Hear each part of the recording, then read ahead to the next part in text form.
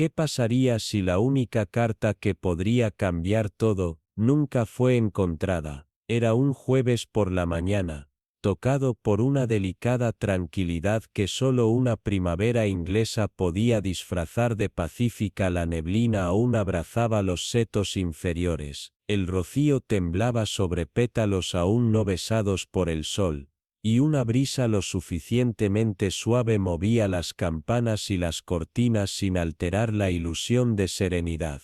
Elmsworth Hollow, el tipo de pueblo que había dormido durante mucho tiempo en su propia quietud, se agitó suavemente con el sonido de rastrillos, pájaros distantes y la tos ocasional de un ciclista temprano, pero para el mediodía, esa ilusión comenzó a deshilacharse, no con alarma, sino con la sutileza de la inquietud, del tipo que se arrastra debajo de las puertas, se instala en las esquinas de los salones y monta el aire entre vecinos como un desafío tácito. Algo estaba mal. Arthur Langley, habitante solitario de Ashcroft House y un hombre cuyo encanto era deliberado y desarmador, había sido encontrado muerto en el bosque sombreado detrás de su hogar. Su cuerpo yacía torcido debajo de un arco de hierro forjado enredado con clemátides mimadas. Le faltaba un solo zapato, sus ojos cerrados no en paz, sino en negación. El jardinero lo encontró, o eso afirmó. Langley siempre había mantenido distancia del drama de la aldea, y sin embargo logró seguir siendo el centro, sin esfuerzo. Su manera era cortés, su ingenio refinado, y su memoria, inquietantemente precisa. Recordaba no solo los nombres de las personas, sino también sus penas, sus dolencias, sus pasados en silencio. Nunca olvidaba el aniversario de una viuda ni el peaje exacto de una cosecha fallida. La casa en la que vivía era una historia en sí misma, salas llenas de antigüedades heredadas, cortinas de terciopelo que nunca perdieron su perfume, y un piano de cola que no había sido tocado desde la desaparición de su hermana Clara, hace casi 9 años. Su retrato todavía colgaba en el pasillo, sin sonreír, con los ojos pesados, como si vigilaran algo más que el tiempo. El médico, pálido y visiblemente seguro, declaró insuficiencia cardíaca, aunque admitió, en tono silencioso, que el aroma en el jardín era inusual, no venenoso, no químico, pero viejo, antiguo incluso, como tinta olvidada y pétalos secos. Pero no fue la muerte lo que agitó al pueblo hasta el silencio, fue la nota, una sola pieza de papel grueso y cremoso encontrada en el bolsillo interno de Langley, sin sello, sin dirección, sin firma, solo un mensaje escrito en tinta tan oscura que parecía casi húmeda. El jardín recuerda lo que elige olvidar. Hubo quienes dijeron que Langley una vez amó a una mujer que desapareció. Otros susurraban que había estado escribiendo cartas que nunca llegaron a sus destinos, y una mujer, solo conocida como M, recibía violetas por correo cada año, el mismo día. Cuando la señorita Elowen Drey, la maestra retirada con gusto por las novelas de detectives y un recuerdo como el vidrio, escuchó las noticias de su ama de llaves, no dijo nada. Pero hizo algo que no hacía en años, subió las escaleras, desbloqueó un cajón escondido detrás de un viejo atlas, y sacó un pequeño sobremarcado solo con una inicial, lo sostuvo por un largo momento antes de meterlo en su bolsillo y salir hacia la vicaría. A las 4 en punto, el salón estaba vivo con murmullos y miradas sombreadas. La esposa del vicario había preparado su mejor bandeja, esponja de limón, sándwiches de pepino y cordial de flor de saúco, pero hizo poco para humedecer la tensión en el aire. Las damas hablaron en frases cuidadosamente elegidas, cada oración envuelta en cortesía, pero agudizada por la curiosidad. Arthur siempre parecía demasiado educado para ser real, dijo la señora Beale con una sonrisa quebradiza, revolviendo su té 2 veces en el sentido de las agujas del reloj, y una vez hacia atrás, y sin embargo, murmuró a la señorita Arden, la costurera, había algo inacabado en él. Sus manos temblaron ligeramente al dejar su taza, más que solo nervios, notó en silencio la señorita Drey. Luego vinieron las teorías, sus viajes a Londres, el sonido del piano desde su casa a altas horas de la noche, la vez que un niño desapareció cerca de su jardín, y fue encontrado horas después en las puertas, llorando, pero ileso. Nadie se atrevía a decirlo en voz alta, pero algo siempre había permanecido alrededor de Arthur Langley, algo no hablado, algo enterrado, tal vez incluso por él. La señorita Drey no observó las palabras, sino los silencios, las miradas evitadas demasiado rápido, y la forma en que la señora Scroft se aferraba a sus perlas cuando se mencionaba la nota. Nadie cuestionó de dónde venía el mensaje, nadie preguntó qué podría recordar el jardín, y sin embargo, cuando la costurera se excusó temprano, con la cara pálida, el bolso aferrado a su pecho, la mirada de la señorita Drey la siguió lo suficiente como para captar una mancha de tinta en la manga de la mujer. A veces, dijo suavemente, como para sí misma, pero no del todo, una muerte no es una conclusión, es una puerta que quedó entreabierta. Y mientras el viento acariciaba una vez más los setos y el aroma de violetas aplastadas se alzaba en el aire, el jardín detrás de Ashcroft House se quedó quieto, esperando, parecía, a que el próximo secreto floreciera. Cuando se giró para irse, su voz cayó a un susurro, apenas rozando el aire entre ellas. No del todo, murmuró, no a nadie en particular, y sin embargo, el peso de sus palabras pareció asentarse en la habitación como una niebla, aferrándose a las esquinas que ninguna escoba podía alcanzar, porque ella no había sido la última mujer que él besó, y eso, más que su muerte repentina o el tono magullado detrás de su oído, fue lo que quedó con la señorita Althea Crowthorne mucho después de que el salón se vaciara y el té se enfriara. Hay verdades que no se anuncian con fanfarria, y en un pueblo como Donley Moor, donde los secretos se conservan como encurtidos y los chismes fermentan como el vino, un susurro puede dividir más vidas que un grito. La señorita Crowthorne había aprendido a confiar en el comentario involuntario, en la observación que se desliza a través del hábito, y traiciona más de lo que la intención se atreve, y lo que la señorita Deirdre Price había dicho, medio perdida en el aliento, llevaba la sutil crueldad de un cajón abierto que uno no está destinado a notar. Deirdre, con su modesto taller de costura y su implacable reputación por costuras rectas y juicios silenciosos, no era del tipo que rapsodiza, y sin embargo, había sido la hermana de Beatriz, la niña con risas como campanas de viento, y una sonrisa que no sobrevivió a sus 20 años, reclamada por el invierno, o por algo, que no le devolvió la sonrisa. Esa noche, mientras la lluvia emplumaba los paneles de vidrio, y la chimenea pintaba sombras como susurros sobre sus paredes, la señorita Crowthorne se sentaba recortando pétalos dorados de un jarrón de lirios lunares, y repitió esas 7 palabras con un suspiro apenas audible. Ella no era la última mujer que besó, había habido otras entonces, reciente, quizás urgente, quizás no dispuesto. Y después de la repentina muerte de Gilbert Farrington durante su caminata matutina, todo cambió. El médico había dicho que fue un derrame cerebral, tal vez un paso en falso en el terreno húmedo, pero había notado un hematoma justo detrás de la oreja izquierda, extrañamente colocado para una simple caída, como si hubiera sido sorprendido o golpeado, no lo suficiente como para fracturarse, pero sí para sugerir resistencia.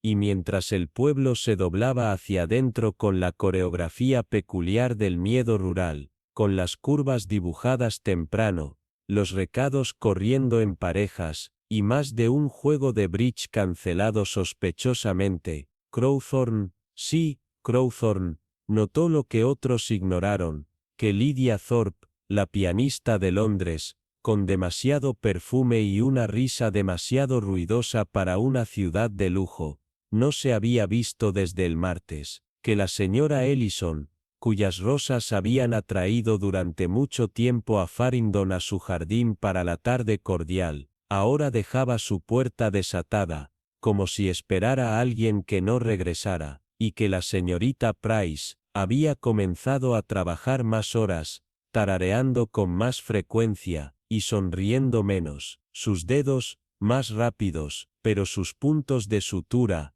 desiguales, de una manera que solo el dolor, o la culpa podían coser. Gilbert Farringdon había sido el tipo de hombre cuya cortesía enmascaraba el cálculo. Recordaba los aniversarios de las mujeres, pero olvidaba los nombres de sus esposos. Regalaba lirios a las viudas, y aceitunas a los casados, y su voz hacía que los cínicos pausaran antes de rechazarlo. Nunca fue indecente, solo preciso, sus coqueteos envueltos en decencia, sus partidas, siempre cronometradas, antes de que el afecto pudiera volverse expectativa, y aunque muchos lo habían admirado, pocos realmente lo conocieron, y menos todavía, entendieron que ese encanto, cuando no se sostenía, podía ser un arma tan aguda como cruel. La señorita Crowthorne había sentido durante mucho tiempo el patrón, la forma en que su atención permanecía lo suficiente como para encender el anhelo, pero no lo suficiente como para responderlo,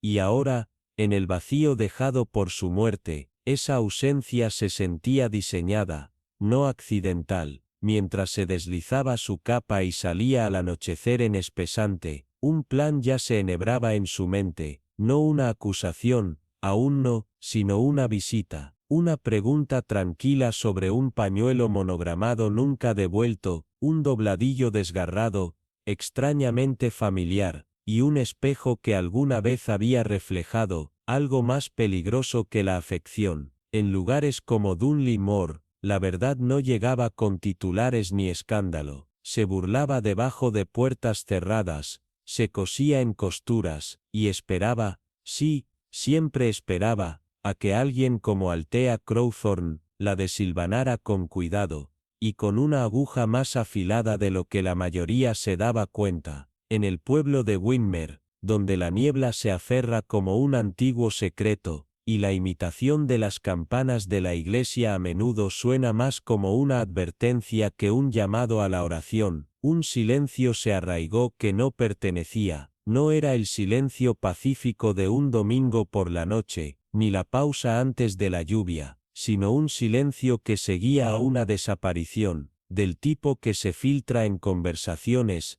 de puntillas por las puertas cerradas, y se cuela como humo en cortinas viejas. Eleanor Bryce, la costurera sin pretensiones, conocida por sus dobladillos impecables y su disposición tranquila, no había abierto su tienda en 3 días, y aunque su ausencia podría no haber causado alarma en lugares más grandiosos del mundo, en Winmer, donde todos se notan, incluso cuando no hay nada que notar, fue el tipo de ausencia que se hizo más fuerte con cada hora que pasaba. La señora Linton, una viuda cuyas cortinas de encaje eran sus ojos al mundo, juró haber visto una figura deslizarse por la puerta trasera de Eleanor justo después de la medianoche, alta, deliberada, su abrigo extranjero, su marcha, demasiado segura para alguien que no fuera familiar. Nadie la tomó en serio, al principio, pero como siempre, son los susurros ignorados los que se endurecen en verdades. Cuando el agente finalmente fue persuadido para abrir la puerta, Eleanor fue encontrada sentada, como simplemente descansando, manos dobladas, una taza de té intocada,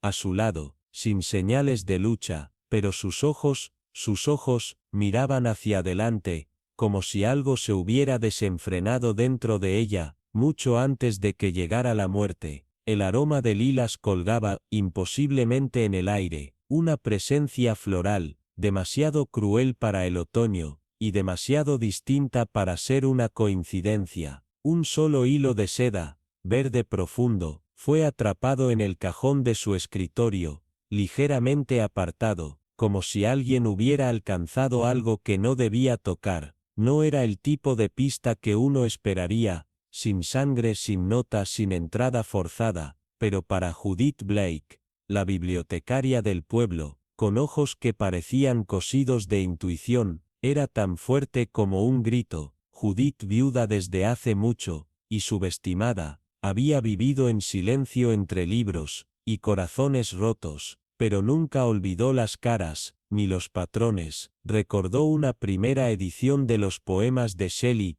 que recientemente había sido devuelta a la biblioteca, sin nombre del prestatario, sin tarjeta de vencimiento, pero con una nota al margen, garabateada en rojo: no toda la belleza se desvanece con el tiempo, algunas deben borrarse. Fue escalofriante, fue deliberado, y no pertenecía a la mano de Eleanor. Mientras Judith rastreaba los últimos días de Eleanor, encontró hilos invisibles para otros, que la vinculaban con otras dos mujeres: Marian Els, encontrada boca abajo en el arroyo del pueblo, con sus zapatos alineados de lado a lado en el terraplén, y Vera Langley, de quien se decía que se había quitado la vida aunque la puerta a su piso estaba sin cerrar, y la colcha, aún cálida. Ambas mujeres vivían solas, ambas, alguna vez, habían sido vistas en compañía de Henry Valence, un ex-retratista, con un don para pintar a las mujeres, de la forma en que a los hombres se les enseña a romantizar, en lugar de comprender. Henry, ahora un recluso, residía en una cabaña ahogada en vides, en el borde de Winmer. Decía pasar sus días estudiando polillas y elaborando tés de hierbas. Judith, encubierta con un propósito tranquilo, lo visitó con el pretexto de entregar registros del ayuntamiento, pero en verdad, venía a observarlo, no a él, sino lo que él había ocultado. Su hogar estaba inmaculado, inquietantemente, el tipo de limpieza que no habla de orden, sino de control. Por encima de su chimenea colgaba un gran lienzo, girado para enfrentar la pared, un gesto que no pedía privacidad, sino que gritaba ocultamiento. Henry sirvió el té con una sonrisa tensa, y mientras hablaba de cosas sin importancia, Judith notó cómo sus dedos se contraían cada vez que se mencionaba el nombre de Eleanor. Se fue cuando el anochecer engrosó el aire, y el aroma de lilas, débil, pero inconfundible, se aferró a su abrigo, como una advertencia. Esa noche se sentó sola, junto a su lámpara, y repasó todo el hilo, el poema, el silencio detrás de los ojos de Eleanor. No pensó en el asesinato, sino en el ritual, un patrón íntimo y preciso, envuelto en amabilidad, y dejado sin terminar, como un vestido a medio hacer, esperando una costura final, que nunca llega. Y mientras el pueblo de Winmere dormía, sin darse cuenta de cuántas sombras vivían al lado, Judith sabía, con una certeza creciente, que esto no era una tragedia aislada. Algo, o alguien, estaba repitiendo una vieja historia, en tinta nueva, y ella, con una vida de recuerdos olvidados y furia sin explotar, sería quien abriera las páginas, antes de que otra mujer se dejara florecer, debajo de un aroma que no pertenecía. La mañana después del funeral de Charles Everly amaneció de manera no natural, el tipo de silencio que se aferra a los lugares donde la verdad se encuentra enterrada justo debajo de las sonrisas educadas y las condolencias huecas. Incluso los cuervos en el techo de la vicaría parecían contener la respiración. Aunque los dolientes llenaron el camino del cementerio con paraguas negros y murmuraron simpatías, el dolor en sus voces se sintió prestado, como si no lloraran al hombre, sino al misterio que lo había seguido como una sombra toda su vida. Dos figuras permanecieron en los bordes de la ceremonia, una dentro de la familiaridad enredada de la casa Overly, la otra, apenas visible contra la niebla que se elevaba desde el carril forrado de seto, observando con una intensidad que la mayoría pasó desapercibida. Ni lloró, ni rezó, y su desapego podría haberse disuelto sin ser visto, en la llovizna gris de esa mañana, si no hubiera sido por una sola oración, murmurada justo cuando la multitud comenzó a dispersarse, en ese silencio dolido que sigue a una muerte no resuelta. La señorita Irene Holloway, caminando justo detrás del toldo verde descolorido de la tienda de comestibles, se volvió hacia su compañera, y con una voz suavizada por algo más pesado que la angustia, dijo: «No era yo, él quiso ser el último, alguien más estuvo allí, antes de morir». No fue amargura en su tono, ni celos, sino una renuncia tranquila, del tipo que llega cuando una verdad se presenta, demasiado tarde para ser confrontada. Supuestos susurrados, las largas caminatas, las miradas intercambiadas, los registros prestados,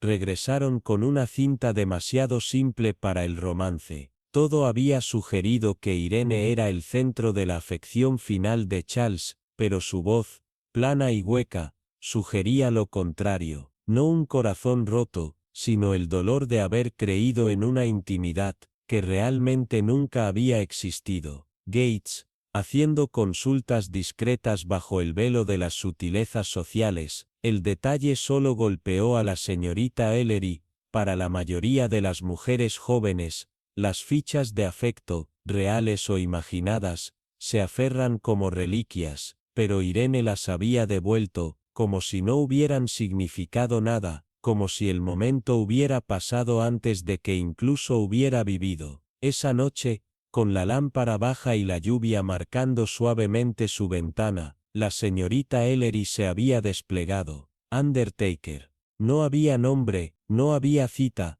pero la escritura era inequívocamente suya, y la línea en sí, no era poesía sino memoria, tal vez incluso confesión, en la oscuridad, en lugar de una declaración a la luz del día. Alguien no se sorprendía por la visita, pero desconfiaba de lo que podría seguir. Su voz se rompió en los bordes, frágil con la memoria. Y quien fuera, no era Irene Holloway. Aun así, en la memoria, floreció. Las manos de la señorita Elwood dudaron solo por el momento más breve. Su aguja se suspendió en el aire, como si estuviera atrapada en la gravedad de algo no dicho, antes de reanudar su camino lento y deliberado a través de la ropa que había estado doblando durante casi una hora. Su voz, cuando finalmente surgió, no se dirigió a la señorita Marple directamente, sino que flotó hacia afuera como respiración sobre vidrio frío, suave,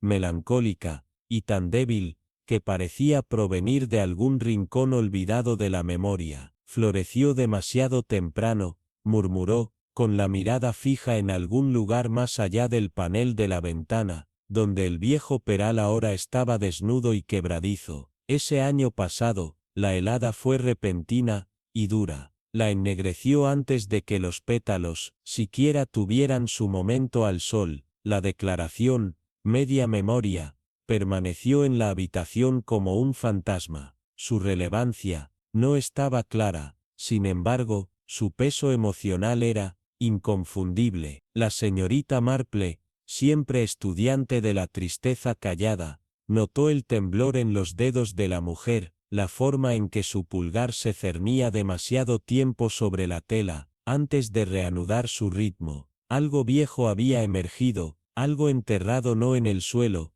sino en el tiempo. El silencio que siguió no estaba vacío, sino preñado del dolor de los años, y fue en ese silencio que la señorita Elwood, como si hubiera hilado un hilo invisible, volvió a hablar. «Mi hermana, Eleanor», dijo con una voz ahora estirada por el recuerdo, «solía sentarse debajo de ese árbol, un libro, siempre en su regazo, sus ojos, siempre mirando la puerta». Hubo una pausa, un cambio de aliento, esperando a alguien, que nunca parecía entender el valor de llegar a tiempo. La señorita Marple no interrumpió. Ella sabía bien que el dolor, cuando se agita, debe permitirse su propio ritmo. Eleanor era más joven que yo, más brillante. La gente decía que tenía el aplomo de una bailarina, y el corazón de una soñadora. También dijeron que Edmund Carrick la vio primero, la vio antes de saber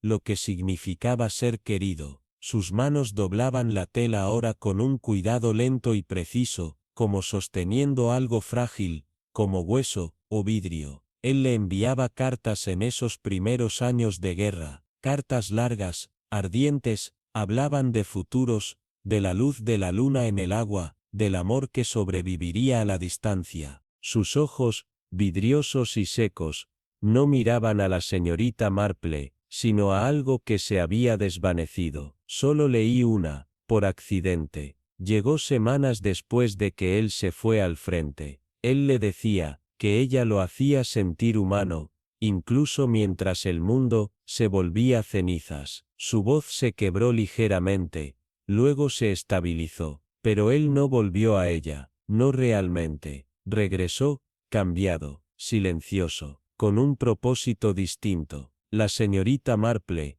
que había visto suficientes guerras para entender que los hombres a menudo regresaban como sombras de sí mismos, se inclinó ligeramente, pero no dijo nada. Eleanor fue a Brighton después de eso. Dijo que era por trabajo, pero creo que huía del silencio. Cuando regresó, estaba más delgada. Su risa se había vuelto frágil. Una mañana, no se despertó. Neumonía dijeron, pero lo que querían decir era que se había rendido, que se había vaciado. La voz de la señorita Elwood vaciló, no con tristeza, sino con agotamiento. Ese agotamiento que proviene de llevar una historia demasiado tiempo. Dudo que Edmund recuerde, dijo finalmente, recuperando su compostura como un actor que vuelve al disfraz. Los hombres no olvidan a propósito, simplemente no tienen necesidad de sostener, como lo hacemos nosotras, mezclan lo que los carga, y el resto de nosotras, recogemos las piezas, las guardamos en cajones,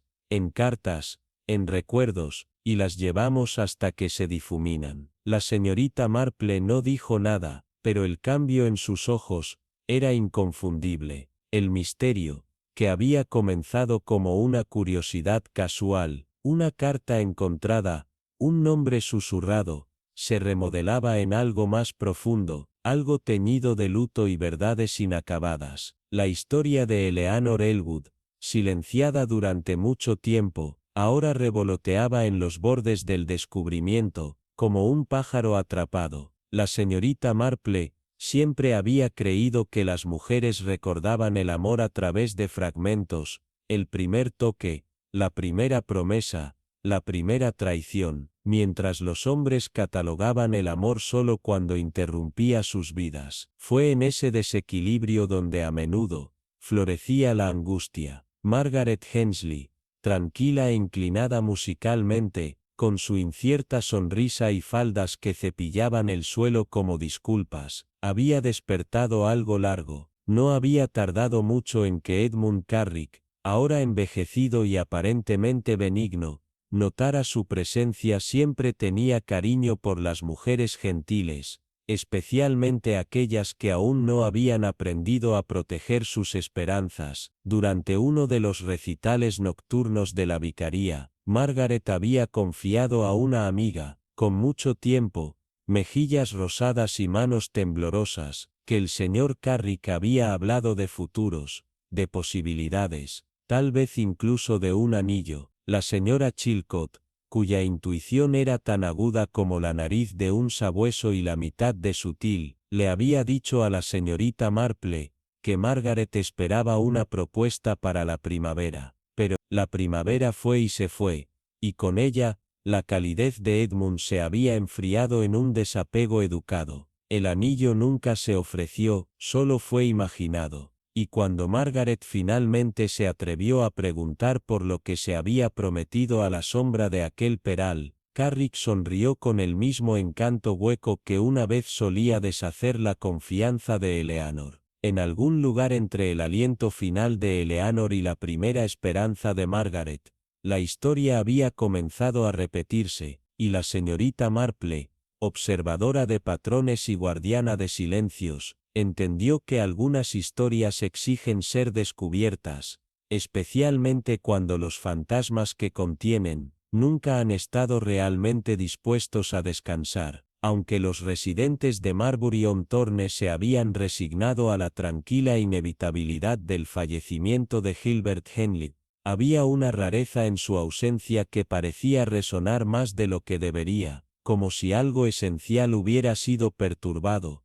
en lugar de simplemente perdido. Para la mayoría, había sido un hombre de hábitos refinados y afectos vigilados, con un ingenio que enmascaraba más de lo que revelaba, y una soledad que nunca se reconocía en voz alta. Pero, para la señorita Althea Langford, una observadora envejecida de fragilidad y precisión humana, había algo profundamente fuera de lugar sobre el momento de su fallecimiento. En las últimas semanas antes de su muerte, Gilbert se había vuelto cada vez más evasivo, a menudo desviando consultas directas con medias sonrisas y comentarios crípticos sobre negocios inacabados, y los tiempos son las mejores horas para el destino. Cuando se le preguntó directamente sobre el asunto de su patrimonio, simplemente había dicho un legado, complicado, pero no es motivo de preocupación, aunque su tono, por ligero que pareciera,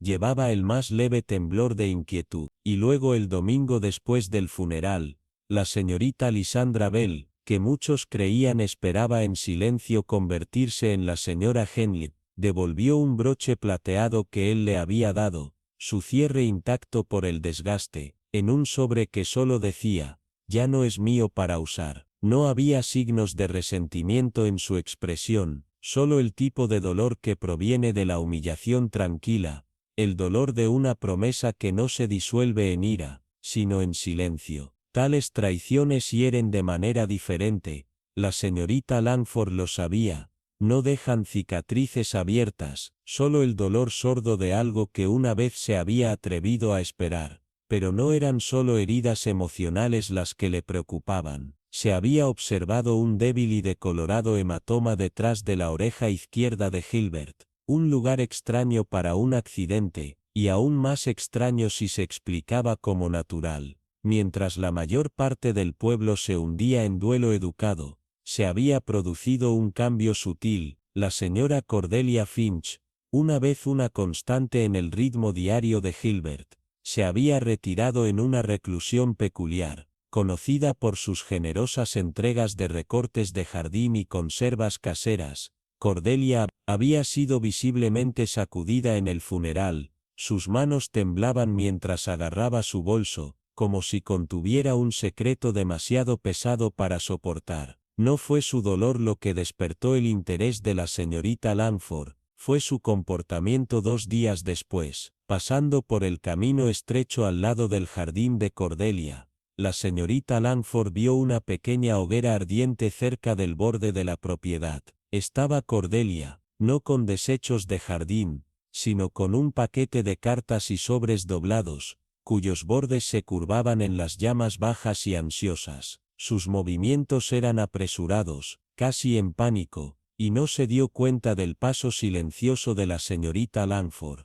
Esa misma tarde, el joven Peter, el niño de los telegramas, mencionó casualmente haber entregado una carta a la señora Finch esa mañana a un matasellos de Londres, pero sin dirección de regreso. Solo, tal detalle podría haber pasado desapercibido, pero cuando la señorita Langford preguntó suavemente en la oficina de correos, la jefa de correos, segura en discreción y cotilleo a partes iguales, recordó que Cordelia había recibido cartas legales a intervalos irregulares, siempre delgadas, siempre destruidas, siempre no explicadas. ¿Qué perturbaba ahora a la señorita Langford? El pronunciamiento original de paro cardíaco del Dr. Redmond había cumplido su propósito, ofreciendo una narrativa limpia y sin respuesta para aquellos no interesados en la complejidad, pero, para el lunes por la mañana, después de realizar un examen más minucioso, y no previsto, el médico hizo una visita tranquila a la vicaría, su rostro pálido con una urgencia contenida. Aunque no fue estrictamente conforme al libro, tales desvíos eran tolerados en un pueblo donde la discreción era más valorada que el procedimiento. Lo que reveló fue escalofriante. Gilbert Henley había muerto no por causas naturales, sino por una sobredosis fatal de digitalina, un potente extracto de la planta de dedalera, que crecía en profusión justo más allá del jardín donde se habían quemado las cartas. En dosis pequeñas y controladas, podía regular un corazón fallido, pero en exceso, lo silenciaba para siempre, y aunque los accidentes siempre son el primer refugio de la conveniencia, la señorita Langford no pudo ignorar la explicación mucho más probable. Alguien había engañado a Gilbert, o lo había ayudado a silenciarse. Los muertos pueden no hablar, pero los detalles que dejan atrás pueden gritar. Si tan solo uno escucha lo suficientemente cerca. El colapso repentino de Arthur Bellamy se descartó, por primera vez como el final inevitable de una vida tranquila y solitaria. Un anciano que murió solo en su estudio, rodeado de libros y el suave tic-tac de un reloj. Pero, debajo de ese silencio, yacía algo inquietantemente descuidado, un fragmento de inquietud que se negó a asentarse. Nunca se había quejado de problemas cardíacos, nunca visitó a un médico, nunca mostró signos de enfermedad. Sin embargo, cuando el doctor Ellsworth murmuró a regañadientes que la autopsia reveló rastros de digitalis, una potente toxina que, en la dosis correcta, podía retrasar el corazón a un detenido fatal, Henrietta Clark, el observador siempre vigente de la aldea, no jadeó como los demás. Ella simplemente hizo una sola pregunta: ¿podría administrarse en una bebida? La respuesta vino en silencio. Sí, fácilmente. Té, vino, cualquier cosa dulce, se disuelve sin rastro. Todos conocían los hábitos de Arthur. Té de la mañana con miel y una sola copa de vino tinto antes de la cena, preparado sin falta por la señora Cray, su demur ama de llaves que, después de su muerte, se encerró en las habitaciones superiores y reclamó una enfermedad repentina que la mantuvo en la cama. Cuando esta revelación fue susurrada dentro de la vicaría, entre unos pocos aldeanos de confianza, la atmósfera cambió palpablemente. La señorita Louisa Green, la antigua amiga de Arthur, no gritó ni habló, simplemente se balanceó y se sentó, sus manos temblando en su regazo, como si la base de su mundo se hubiera agrietado. El coronel Wexley, el militar retirado, colocó su taza de té a mitad de la palabra sin decir una sola, su mandíbula apretada y sacudida. La señorita Durant, que siempre bordó en silencio en la esquina, se congeló en la mitad de la mano cuando la palabra veneno cayó de los labios de alguien, su aguja suspendida en el aire, inmóvil como una parada de reloj. Malcolm Hyde, que rara vez hablaba, preguntó con una voz extrañamente nivelada: ¿habrá una investigación entonces? Y la señorita Clark, siempre alerta, notó un parpadeo en sus ojos. No era temor sino irritación, como si los planes hubieran sido interrumpidos, no destruidos. Afuera, el pueblo en sí comenzó a cambiar. La señora Holloway alteró su ruta de caminata matutina para evitar pasar la casa de Arthur. La señorita Fenwick ahora entregaba el cambio exacto en el tendero sin bromas, y la charla habitual en la panadería se atenuó en un silencio tenso. El doctor Ellsworth luego agregó que una pequeña botella de digitalis, una coincidencia exacta para el complejo en el sistema de Arthur, había desaparecido del botiquín de medicina cerrada del señor Howard semanas antes. El libro de registro lo anotó bajo las iniciales A.B, un nombre que no pertenecía a ningún miembro del personal o paciente conocido. La señorita Clark lo observó todo con la calma de alguien que creía que los asesinos no piensan como científicos, sino como animales heridos, reaccionando por el dolor, el miedo o la ira. y que su sendero no se encuentra en evidencia sino en interrupción. Ella notó que los zapatos de la señora Cray tenían una corteza delgada de lodo de una parte del jardín que nadie más usaba. La mano del coronel Wexley se contraía ligeramente cada vez que buscaba el darrador de whisky, como si luchara contra la memoria muscular. Ese bordado de la señorita Durant se parecía al regalo de cumpleaños que alguna vez le había dado a Arthur, un laberinto circular intrincado y cerrado, sin salida visible. En el hueco de Sten Alten, la muerte no llega gritando, se mueve como un borrador frío que se desliza debajo de las puertas, cambia el tono de las voces, la inclinación de las miradas, y deja un silencio demasiado deliberado para ser natural. Y en ese silencio se encuentra el verdadero misterio, no en lo que se dijo, sino en lo que quedó cuidadosamente sin hablar por la única persona que lo sabía todo, y había dominado el arte de permanecer en silencio. No comenzó con un grito ni un asesinato, sino con una carta entregada a mano en silencio, que se deslizó debajo de la puerta de madera deformada de la vieja biblioteca de la casa Ashwick. En una noche en que el viento agitaba los árboles como espíritus inquietos y el fuego se negó a atrapar en el hogar, el papel era grueso,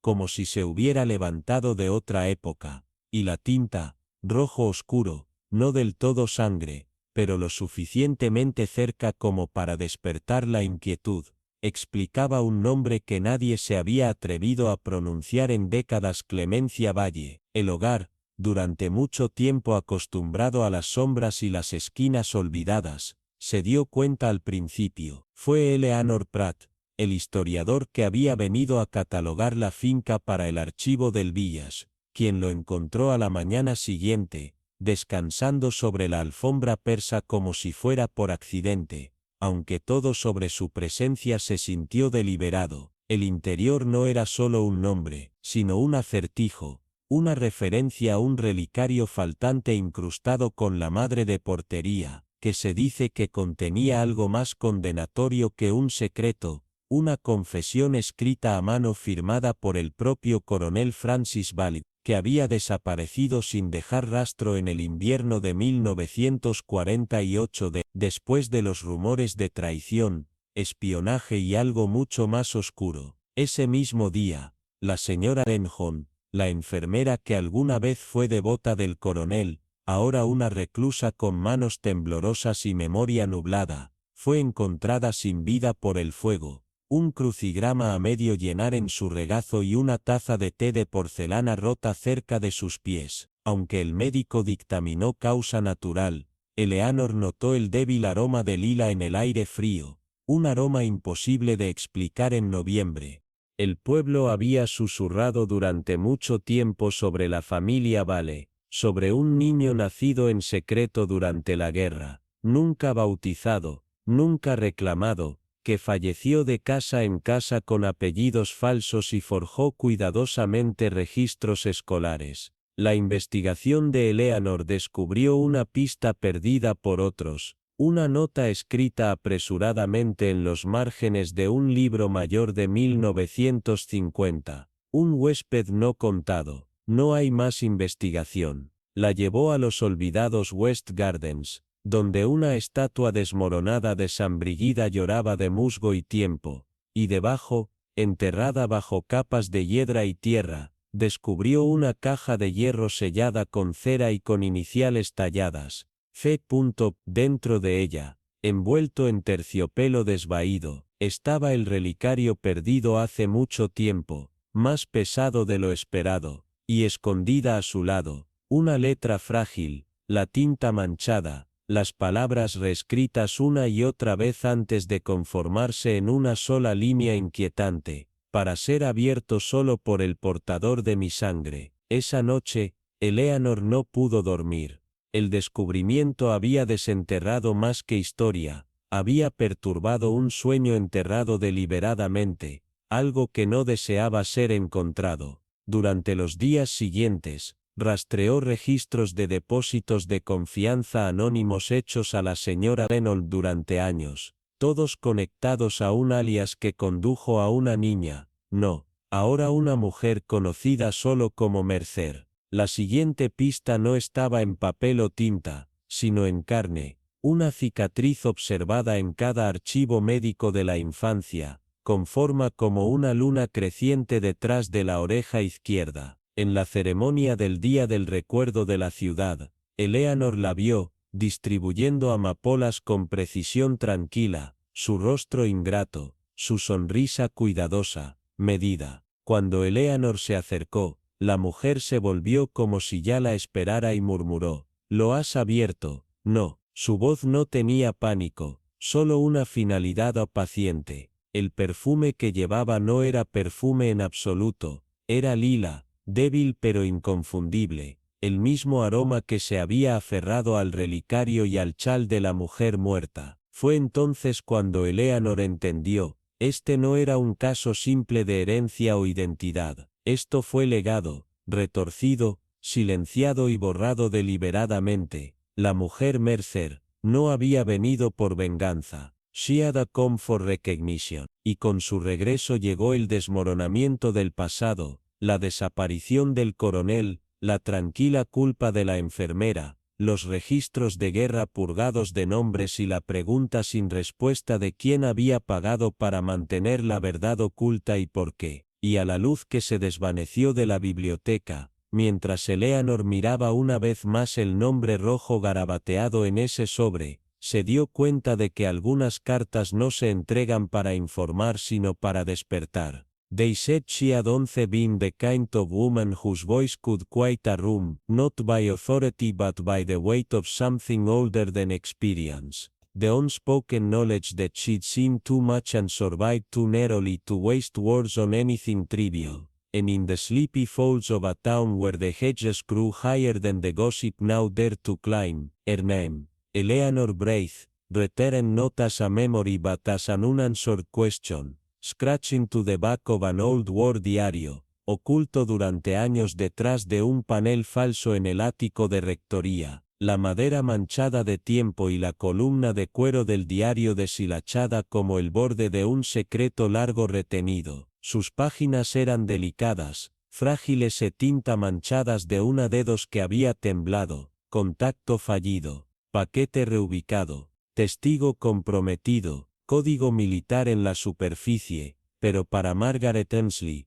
cuyo comportamiento tranquilo todavía disfrazó una mentalidad a afeitar que se aburría solo por años de jubilados de pedazos y remots, era un ghost seller. Un breach en el Breast Reach, el mismo lo de la pared, el mismo lo de la pared, el mismo se retira. Eleanor había desaparecido bajo el terciopelo de la discreción en tiempos de guerra, oficialmente listada como perdida por la enfermedad. No se olvidó no oficialmente de evitar la desgracia de su familia. Sin embargo, aquellos que realmente la conocían, aquellos pocos que habían visto sus ojos cuando hablaban de justicia y peligro en el mismo aliento, siempre habían sospechado una verdad más profunda, enterradas cartas del gobierno y las condenas de la Iglesia. Margaret recordó la última vez que la vio anochecer sobre el jardín, el aroma de las cenizas y las rosas mezclándose en el aire, Eleanor con ese abrigo de gris pizarra, su silueta todavía contra la luz moribunda, agarrando algo debajo de su abrigo con una mezcla de miedo y propósito. Se volvió solo una vez sin decir buena, pero como si fuera silenciosa para seguirla. No fue hasta que el niño de la escuela primaria tropezó con las bisagras oxidadas del antiguo refugio del aire, mientras perseguía a su perro, que el pasado se abrió camino desde las raíces de un árbol rowan. Llegó una bolsa de terciopelo, dentro de él una fotografía de Eleanor en uniforme, su rostro más joven que la memoria permitió, la memoria permitida, y unos rizos secos de Heather, aún así, todavía frecuente después de todos estos años, sin nombre, sin fecha, solo la presencia de algo que queda atrás. Margaret, con las manos temblorosas pero afiladas, sabía al instante este no era un artefacto. Era un mensaje. La guerra podría haber terminado en papel, pero para algunos, había dejado hilos que nunca habían sido atados, acaban de enterrados. Eleanor había estado embarazada, No que nadie se atreviera a decirlo en ese entonces, ni en la iglesia, ni siquiera en susurros, pero Margaret lo sabía, había sabido y guardado en silencio, porque el silencio había sido el precio de la protección de la supervivencia. El niño había sido enviado a un primo en Finchley, sin documentos, sin nombre, solo parcelas mensuales y una mentira cuidadosamente pulida durante años. Pero ahora, con esta fotografía y la nota en el diario, el pasado comenzó a hablar nuevamente, y lo que atormentaba a Margaret no era solo el peso de lo que había escondido, sino la idea de que en algún lugar, alguien caminaba por la vida con la mirada desafiante de Eleanor, y no tenía idea de qué sangre se quemaba en sus venas. Esa noche, mientras el fuego crujía a su lado, Margaret dobló la página del diario, y lo colocó en un sobre con la foto y el brezo, sellándolos con cera como una confesión. Ella iría a la antigua estación de ferrocarril, el lugar donde Eleanor había sido visto por última vez, no para perseguir fantasmas, sino para pararse donde la historia había rechazado la cara. Ella no necesitaba acusar a cualquiera, la verdad en sí era suficiente acusación. Los hilos una vez lo suficientemente lejos revelaron la forma que estaban destinadas a ocultar, y Margaret, por primera vez en una vida de silencio, estaba lista para ver qué patrón realmente formaron, porque al final, los secretos no están enterrados, solo están esperando a alguien lo suficiente como para cavar con ambas manos y preguntar, ¿qué si el pasado nunca había terminado de hablar? Dicen que los muertos dejan susurros, no huellas, y sin embargo cuando Clara Elwood entró en Elmsworth Hollow debajo de un cielo con lluvia, la maleta en la mano y el silencio escondido detrás de sus ojos, se sintió menos como una llegada y más como algo viejo que regresaba bajo la disfraz de alguien nuevo. Su manera era gentil, reservada, casi demasiado ensayada, como una melodía recordada en lugar de compuesta, y aunque la aldea le dio la bienvenida cortésmente, un tutor de piano huérfano de voz suave, sin un pasado real y pocas pertenencias, fue la señorita Rowena Clay quien sintió el resumen frío en el aire, en el momento en que Clara pasó el viejo memorial de la guerra, su mirada con una mirada oxidada, aunque algo se ha revelado, algo burlado de su piel. Había habido una niña, hace décadas, llamada Alice Maren, elegante, esquiva y demasiado inteligente para los tiempos, que desapareció sin trace después de jugar un nocturno final en el salón del vicario, dejando atrás una sola bufanda carmesí, y un silencio tan grueso que se negó a desvanecerse con los años. Ahora Clara, con su sonrisa y sus gestos lejanos demasiado familiares, caminó los mismos caminos, se detuvo en las mismas puertas cubiertas de hiedra, incluso cantó la misma canción de cuna olvidada que solía tararear durante el anochecer, los detalles que ningún extraño podría fabricar. Rowena, no ajena a las verdades enterradas, comenzó a juntar las pistas intangibles, la reacción de Clara a los campos de lavanda en flor, sus manos temblorosas cuando se muestra en la caja de música rota que una vez pertenece a Alice, y su fugaz tauk-tauk que escuchó en la cabaña por la noche, fragmentos de nombres, lugares, promesas hechas en la hora. Una noche, cuando Thunder se redujo y el pueblo se envolvió en el silencio antes de la tormenta, Clara regresó a la cabaña de Rowena, no para entregar una bufanda o devolver un libro, sino simplemente para apoyar el fuego, pálida y no apisionada, agarrando un sobre desvaído con sus iniciales, aunque fue fechado 1943, dentro una vibrada violeta que se plegó a una Aldix, y un fotografiado de algodón, mujer, pero acunando a un bebé con ojos idénticos a los de Clara. No recuerdo esto, susurró, aunque su voz se rompió como la memoria resurgiendo del hielo. Esa misma noche, se descubrió una caja de seguridad oxidada enterrada cerca de las ruinas de la antigua estación de tren,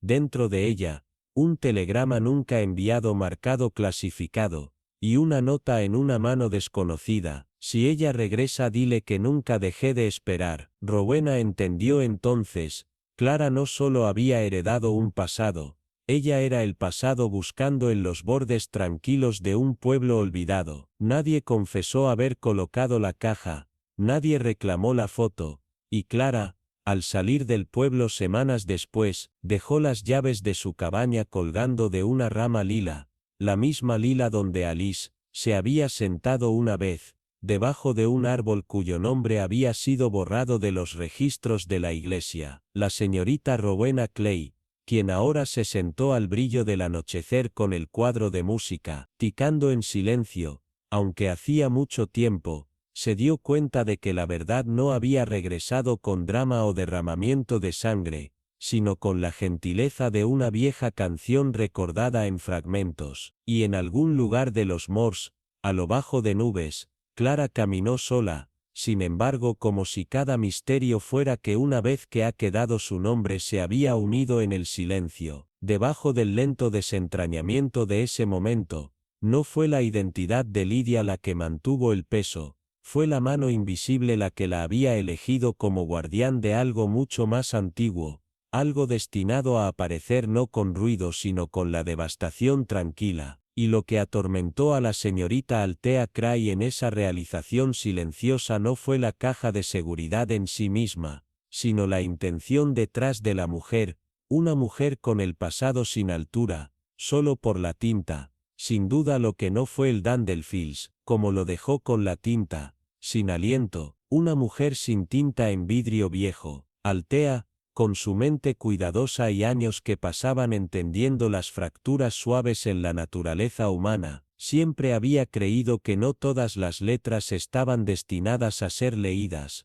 Algunas fueron escritas para sobrevivir al escritor, un susurro confesional cosido más para su liberación que para recuerdo. Y así, mientras desplegaba la página frágil que Lidia finalmente le había entregado temblorosa, una nota una vez enterrada en el revestimiento de un abrigo militar perteneciente a Callum Strade, el hombre que había muerto boca abajo en las marismas sin signos de violencia, solo un silencio demasiado deliberado, leyó con reverencia. No era la letra de un extraño, ni de un amante pasado o cómplice olvidado, sino de Lidia, escrita en las horas liminales después de descubrir la fotografía de un niño que llevaba sus ojos y una mujer que no era su madre, pero que una vez había cantado su canción de cuna. La carta no llevaba amargura ni acusación, solo una ternura especulativa, una viñeta imaginada de dos figuras debajo de un árbol lila,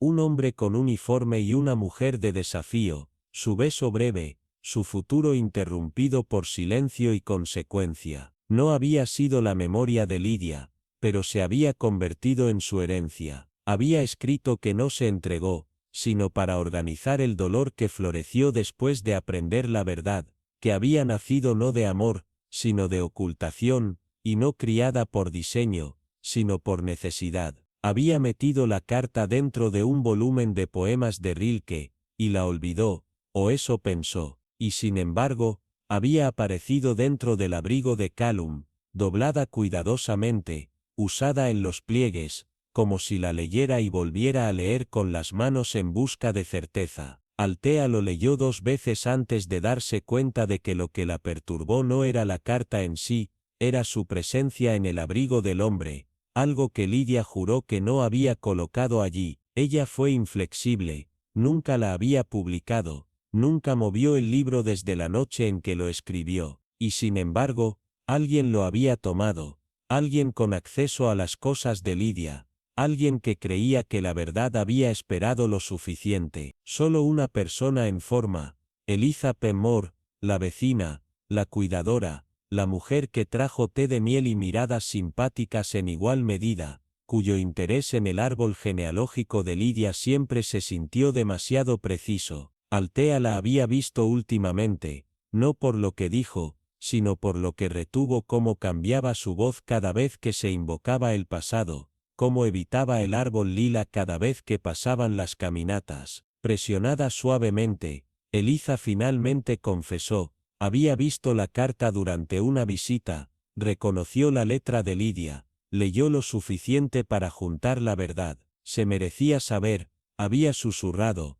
antes de que alguien más decidiera que no, pero lo que ella no había considerado, lo que ninguno de ellos tenía, era lo que los secretos que ella misma había estado guardando, y lo que su reacción a esa carta podría haber despertado en alguien desesperado por mantener el pasado enterrado. Si lo hubiera leído, y si hubiera planeado actuar sobre eso, entonces su muerte podría no haber sido un accidente en absoluto, no un deslizamiento en el pantano, sino un silenciamiento. Algunas confesiones no se escriben para ser compartidas, son robadas, interceptadas, armadas. Mientras Althea doblaba la carta una vez más, con las manos temblorosas a pesar del fuego a su lado, entendió, la carta no había cambiado nada al ser escrita, pero todo lo que se encuentra en ser encontrado. Algunas verdades golpean como un rayo, de forma violenta y repentina,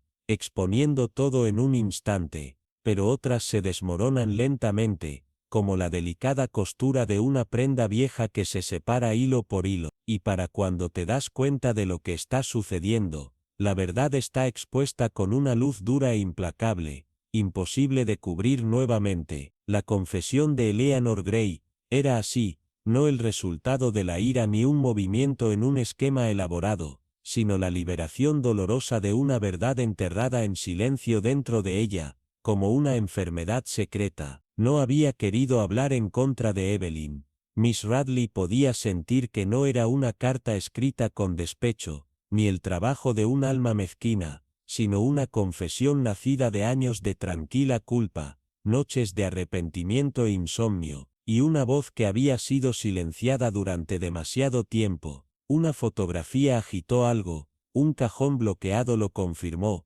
y esa nota arrugada sola le dio el idioma que había perdido. Solo quería que supiera, para entender, había dicho Eleanor suavemente, sus ojos fijos en la vieja mancha de vino todavía visible en la mesa donde Marcus una vez colocó su vaso, no para mí, sino para Evelyn. Su culpa no se produjo por la muerte de Evelyn, porque eso ya había sucedido hace mucho tiempo. Vino del silencio que siguió, del dolor tácito que resonaba en su mente cada noche, de las señales sutiles que Evelyn una vez dejó en sus sonrisas demasiado herméticas, sus manos temblorosas, su alabanza cuidadosamente redactada. Vino de las cicatrices invisibles dejadas por la risa de Marcus, su encanto, su control inquebrantable sobre una habitación incluso mientras Evelyn parecía encogerse en las esquinas. La señorita Radley no culpó a Eleanor, porque sabía que la culpa no siempre crece donde pertenece la culpa. A veces se posa en aquellos que miraban, que notaron demasiado, que sintieron muy poco, demasiado tarde. Pero esa carta, la confesión de Eleanor, abrió una puerta. Alguien más la había leído, y ese alguien no solo entendía la verdad, sino que actuó en consecuencia. Marcus estaba muerto ahora, pero la verdadera pregunta no era si había leído la carta, era, ¿alguien más la había leído? ¿Alguien para quien esa verdad era simplemente demasiado para soportar? La señorita Radley seguía volviendo a un pequeño detalle, algo que todos vieron pero nadie cuestionó, el débil bulto detrás de la oreja de Marcus. Al principio parecía incidental, tal vez por una caída, o el efecto secundario de la inconsciencia, pero la señorita Radley había aprendido a no ignorar los detalles, especialmente los que no se esconden a la vista. Cuando se descubrió que la copa de vino contenía rastros de digitalis, y se confirmó que Marcus nunca tomó azúcar ni medicamentos, y no había signos de consumo forzado, lo entendió. El poison no vino desde adentro, se le dio por alguien tan cercano, tan confiable,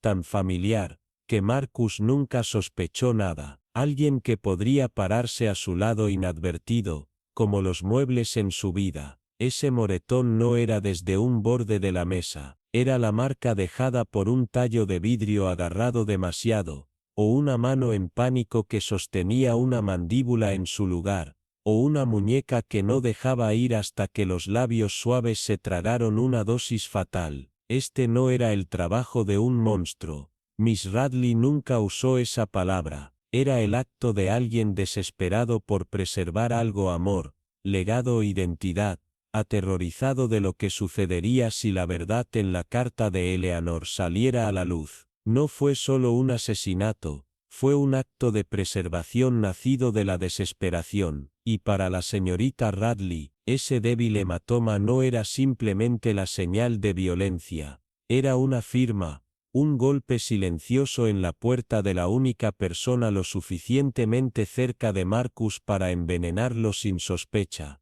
Él siempre solo un paso detrás de él, siempre llegando con una suave sonrisa y una taza de té, y eso más que cualquier otra cosa, los hacía más peligrosos de todos. Hay una cierta alquimia al silencio cuando se combina con la cortesía, templando la sospecha, rompe las acusaciones y permite que incluso las verdades más inquietantes se deslicen en la habitación desapercibidas, como la niebla que se arrastra a través de una ventana abierta. Ese fue precisamente el delicado equilibrio Miss Radley conjuró esa tarde cuando convocó a 5 personas a su salón con el pretexto de una reunión educada, no una confrontación, aunque cada detalle, desde las servilletas cosidas a mano hasta los bollos colocados precisamente, se calculó con intención quirúrgica. La mesa brillaba en suave luz de la tarde, una configuración serena diseñada para enmascarar la tormenta justo debajo. No se habían hablado invitaciones formales de urgencia,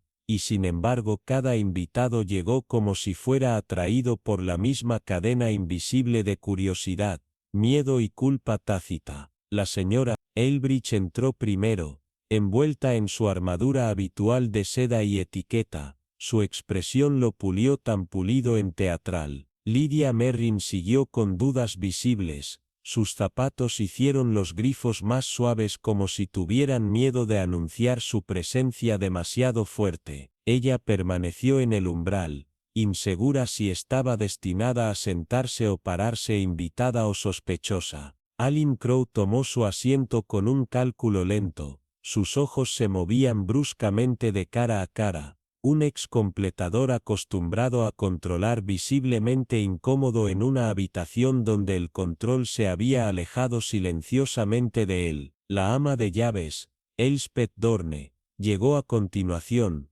su delantal recién presionado, su compostura tan rígida que parecía quebradiza, su mirada se mantuvo baja, sus manos apretaron con fuerza, como si se ocultara algo no en sus palmas, sino mucho más profundo, detrás de los años de silencio y servicio que había prestado a la casa Ascombe. Y luego estaba Nora Vale, joven de ojos brillantes, completamente fuera de lugar entre los invitados mayores, excepto por la extraña forma en que la luz atrapó su perfil y se hizo eco de las características de un hombre enterrado durante mucho tiempo. El té se vertió con gracia lenta y deliberada. Pequeña charla flotó como mist, inofensiva al principio, murmullos sobre las primeras flores en el jardín, menciones ociosas de la feria de la parroquia, investigaciones sobre la música de Lydia y el sobrino del señor Dow Crowe recientemente nombrado en York. Pero debajo de la superficie, la señorita Radley observó el baile de las miradas, y las verdades de medio hablar con la precisión de un director. Vio la contracción en el ojo de la señora Heilbridge, cuando Nora preguntó por la puerta de la bodega. Señaló que la taza de té de Elspeth tembló cuando la caja de seguridad desaparecida fue criada de pasada. Cogió el sutil cambio en la postura de Crowe cuando surgió el tema de los medicamentos, y el momento exacto de Lydia salió pálido cuando se mencionó su carta olvidada no publicada, pero de alguna manera se encontró en el bolsillo de Heilbert Ascombe la noche en que murió. La señorita Radley esperó hasta que el aire estuvo lleno de todo lo no dicho, y luego comenzó, no con acusación, sino con suaves observaciones que se sentían, al principio, como recuerdos casuales. A Bruce barely visible Kelber is here, explain the way at the time as I stumble.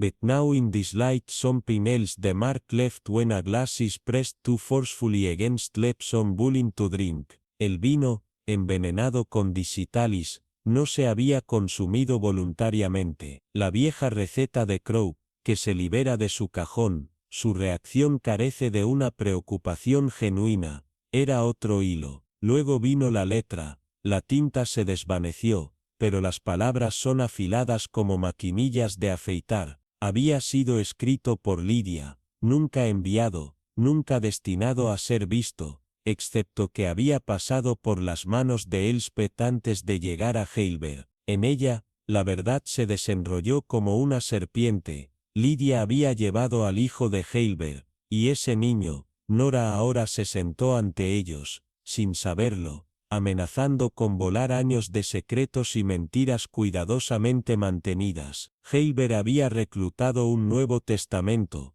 uno que legitima a Nora y alteraría todo, y eso, la mirada de Miss Radley se volvió hacia Elspeth, fue el momento en que se había alcanzado el punto de inflexión. Elspeth, que había vivido en la sombra de Heidelberg durante décadas, cuyo dolor en la muerte de la señora Ascombe había parecido más personal de lo que la propiedad permitía, había elegido el silencio nuevamente, esta vez lleno de intenciones fatales. Ella había vertido el vino, ella había quitado la bandeja, ella sabía que Heidelberg, al nombrar a Nora, destruiría todo lo que había reclamado en silencio como suyo. Su lealtad no había sido a la verdad, sino para el fantasma de una vida que creía que merecía, y así, en los momentos más tranquilos, con el té aún cálido, y la luz del sol que se atenúa en la habitación, la señorita Radley desentrañó el pasado, no por la fuerza, sino simplemente por el hilo correcto, exponiendo las frágiles costuras de culpa que mantenían este espacio lleno de secretos juntos. Nadie habló. La verdad, finalmente nombrada, colgaba en el aire más pesado que cualquier acusación.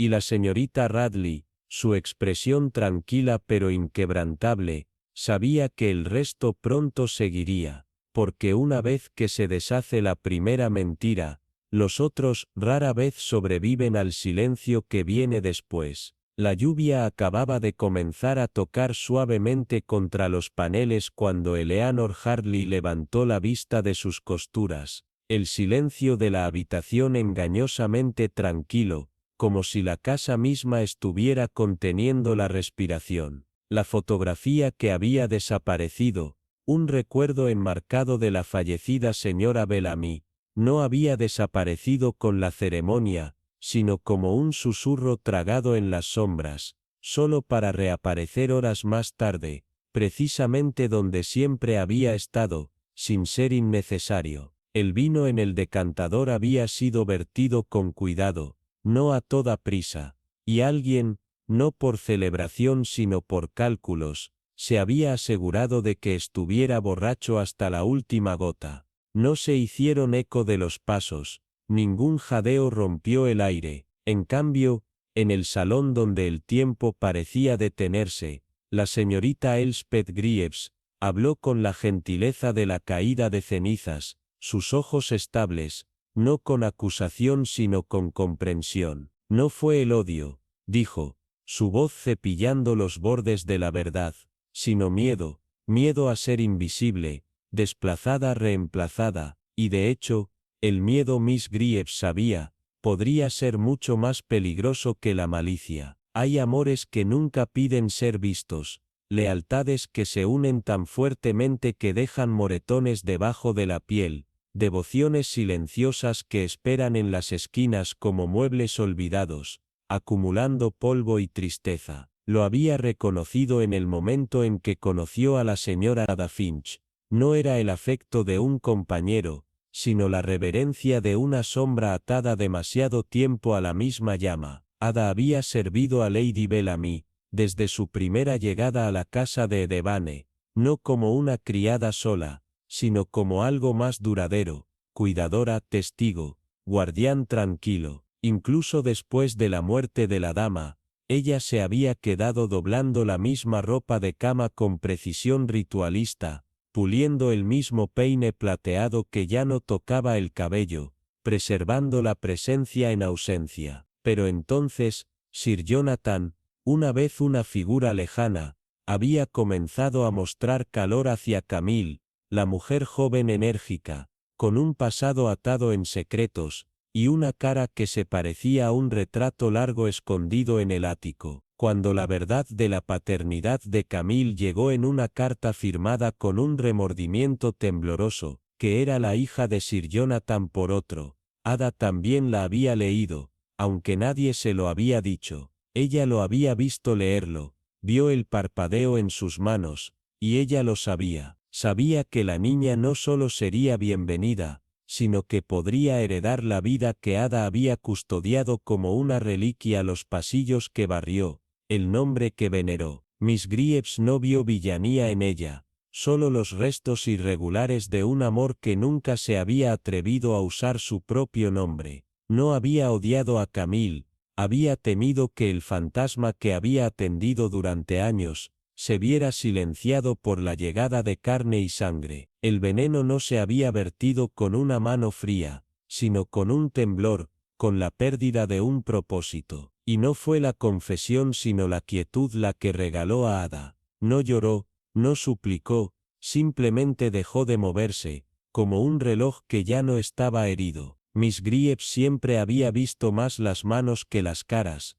Los dedos traicionaban las verdades que los ojos sabían cómo esconder. Ada usaba guantes para todo, limpieza servir, incluso para cuidar flores, pero el día en que encontró las vidrieras, un solo estampado, débil como la respiración, empañó su tallo. Los guantes habían sido olvidados, o abandonados, en un momento demasiado humano para ser planeado, y a la mañana siguiente, cuando Ada llegó a la vicaría, sus manos estaban rojas y crudas, fregadas hasta el hueso, no por limpieza sino por culpa. Miss Greaves no había dicho nada entonces, pero ella lo sabía. Algunos actos de amor usan la máscara de daño, algunos silencios gritan más fuerte, y algunas verdades no están enterradas en tumbas, sino en el cuidadoso suavizado de las sábanas, en el plegamiento del dolor, y en las huellas digitales que no dejamos de limpiar. No fue solo el regreso de la caja lo que inquietó a la señorita Hale, fue como había regresado lo que despertó sus instintos. No se había ocultado, ni se mostró abiertamente, simplemente se sentó allí, colocado con una precisión tan tranquila, que se sintió como si nunca se hubiera eliminado en absoluto, como si alguna mano invisible lo hubiera restaurado no solo a su lugar físico, sino a su lugar legítimo en la memoria. Su superficie brilló, pero no fue simplemente el brillo de pulimento, era un tipo diferente de brillo, uno que sugería reverencia, una intimidad que solo alguien familiarizado con cada deslizamiento, cada curva, cada historia tácita grabada en su plata podría manifestar. La caja no solo había sido limpiada, había sido perdonada. Cada golpe de la tela, cada uno con amor limpiado, se sintió como una disculpa, una penitencia realizada no con prisa, sino con peso emocional, y sin embargo, se había quedado un frotis débil, no una supervisión, no una mancha, sino algo silenciosamente dejado atrás, como una confesión susurrada. La señorita Hale no lo sintió con los ojos, sino con algo más profundo, un tirón en el pecho que llevó su mirada instintivamente a las manos de la señora Kenrick, las cuales todavía estaban dobladas, descansando suavemente en su regazo. Eran envejecidas, pero no frágiles, estables, pero pesadas con cosas incalculables. Estas manos habían mantenido la casa inmaculada, ordenando cada superficie en orden, pero con el tiempo, esas mismas manos habían enterrado las verdades demasiado peligrosas para nombrar. La verdad, como la señorita Hale a menudo creía, nunca podría ser realmente borrada. Permanece como una huella digital sobre el vidrio, a veces invisible, a veces manchada, pero siempre allí, esperando ser tocada nuevamente, y una vez tocada, respira. Afuera, cuando el pueblo surgió del silencio del invierno, con campos de mostaza que florecían de nuevo y niebla de la mañana en el suelo como la memoria misma, había un pequeño espacio detrás de la iglesia donde se había plantado un joven retoño, sin placa, sin ceremonia, solo una sesión de lilas frescas, su tallo tan delgado que se balanceaba con la brisa más gentil, como si aún no hubiera decidido si pararse o caer. Ese espacio había sostenido una vez un viejo árbol, un testigo silencioso de las historias enterradas demasiado profundas para las palabras. Ahora, el retoño crecía no solo en el suelo, sino también en un reconocimiento silencioso. La señorita Hale había mencionado casualmente a la esposa del rector, que el jardín se sentía desequilibrado, y tal vez algo nuevo debería plantarse allí, pero no había elaborado. Ella no necesitaba hacerlo. Aquellos que sabían entendieron que esto no era solo una cuestión de simetría, era un símbolo. Algunos pensaron que era un toque encantador para el jardín, pero para aquellos que realmente vieron, fue una restauración tranquila, una verdad tácita que finalmente se permitió respirar. Eliza Fern había caminado hasta el lugar solo una vez y no dijo nada. Ella simplemente descansó su mano sin guante contra el joven tronco, no por sentimiento, sino por algo más profundo, la aceptación. Tal vez no conocía toda la historia, pero sabía lo suficiente como para llevar el peso. No había heredado ningún nombre ni legado, pero le habían dado algo mucho más raro: pertenencia. Y el reconocimiento no pide justicia ni venganza, solo presencia. Los periódicos habían mencionado el incidente solo una vez antes de desaparecer en los puntajes de chismes y cricket, pero para la señorita Hale, la historia no había terminado. La señora Kenrick había sido llevada sin protesta, como si hubiera estado esperando el momento todo el tiempo. Tal vez ella sabía que algunas verdades no gritan, caen como lluvia estable y tranquila, pero imposible de ignorar. Pasaron meses, Normal regresó como un velo cuidadosamente cosido, y luego un día, Eliza colocó una vieja fotografía a su lado de su ventana, sin combate, apoyada suavemente contra un jarrón. Mostraba a una mujer joven con el uniforme de una enfermera, su rostro todavía casi escuchando, como si hubiera estado esperando ser visto. Era Beatrice, y ahora la imagen pertenecía a Eliza, no por herencia, sino por la verdad. Más tarde lo deslizó en un marco plateado delgado, no elegante, no llamativo, lo suficiente como para darle la dignidad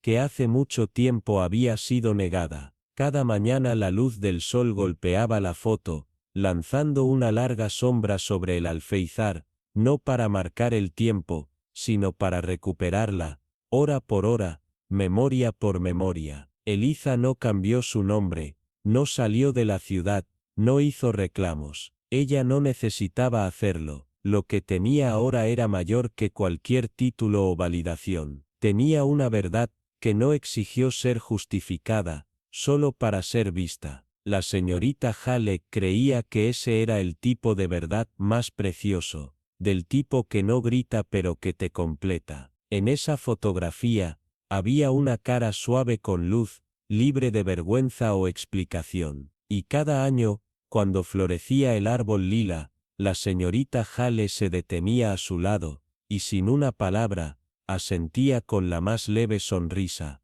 como si dijera: todo ha llegado a casa ahora, y esta vez está en el lugar correcto. Ya no buscaba rastros de sí misma en los rostros de extraños, o en el reflejo de los espejos fríos.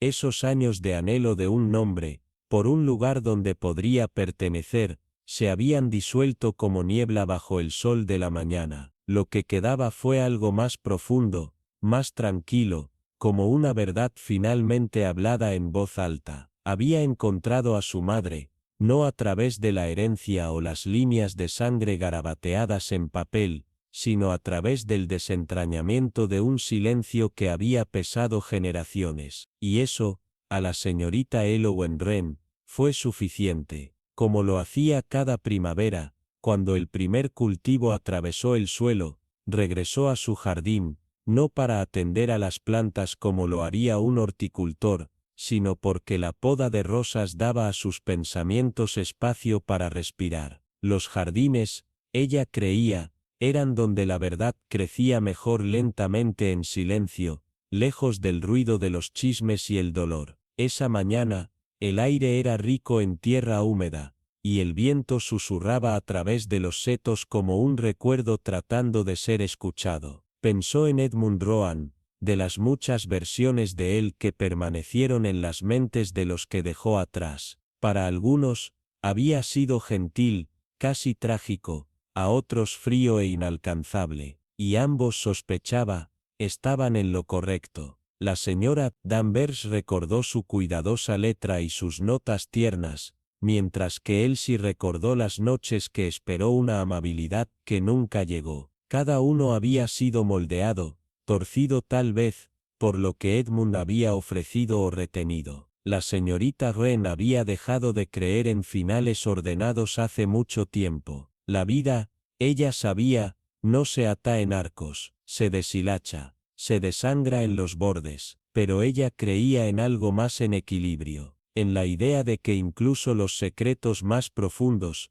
si se desenterran con cuidado, podrían perder su poder para perseguir. El pueblo había regresado en silencio a su rutina, los niños que practicaban para los bailes del día de mayo, las cortinas que revoloteaban en ventanas familiares y la trompeta del señor Pendle, volviendo a eco de su conservatorio con más entusiasmo que habilidad. Incluso la vieja casa en Heron Lane, una vez un lugar de susurros y medias verdades, ahora tenía nueva vida, su hiedra domesticada y las persianas pintaban un azul esperanzador. El escándalo, como todas las tormentas, había pasado no olvidado, pero se dobló suavemente en el historial de mosaicos del lugar, y en el otro lado del jardín de la señorita Wren, debajo del perro en flor, el árbol lila blanco que había plantado el otoño pasado estaba preparado para florecer. No para ella, tal vez,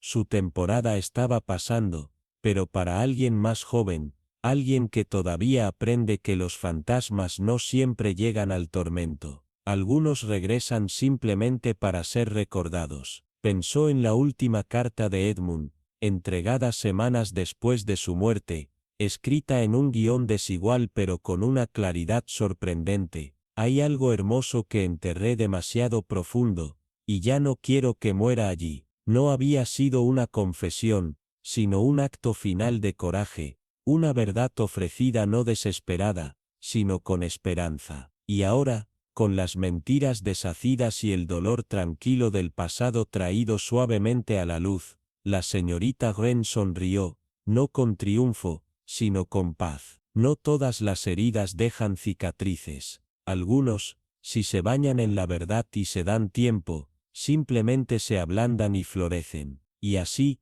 querido oyente, otro rincón secreto de este pueblo exhala, no con truenos o grandes revelaciones, sino con un susurro, una canción medio recordada, una fotografía escondida detrás de otra en un cajón, y una carta nunca destinada a ser enviada por correo. Estos fueron los fragmentos que la señorita Wren siguió, no la evidencia del crimen, sino las huellas de la tristeza. Al final, no fue el odio lo que impulsó el acto final, fue algo mucho más delicado, el miedo insoportable de ser olvidado, de ser borrado de la historia de la propia vida. A menudo pensamos que la tragedia es explosiva, pero como la señorita Wren ha demostrado una y otra vez, a menudo es el silencio el que hace el mayor daño, el dolor que queda no hablado, el amor nunca nombrado. Y ahora, con la primavera gruesa en el aire y la lila preparando su regalo tranquilo para el mundo,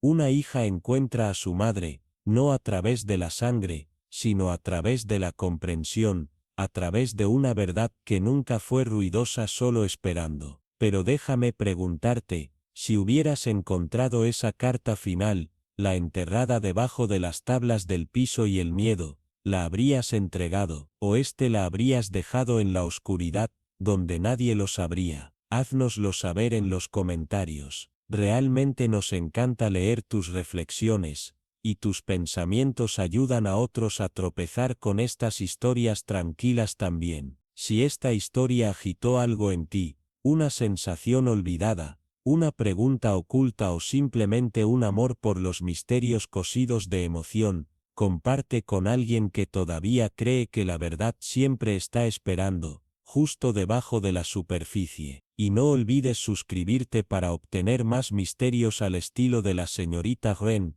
donde las respuestas nunca son ruidosas, y los fantasmas no usan sábanas, usan memoria, sonrisas y silencios.